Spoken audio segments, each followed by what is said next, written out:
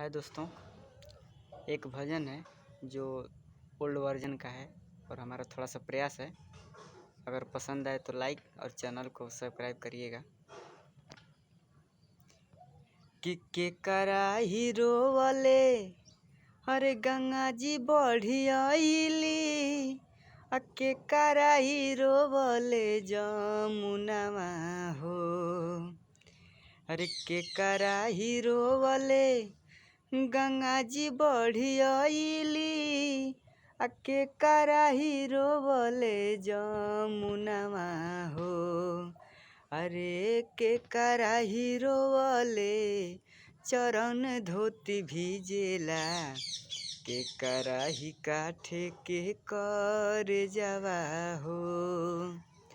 के करा हीरो वाले चरण धोती भीजेला, के करा ही काठे के कर जावा हो। कि माई के रोवले गंगा जी बढ़ी आईली, बाबूजी के रोवले जमुनावा हो। अरे भैया के रोवले चरण धोती भीजेला, भौजी के काठे के कर जावा हो।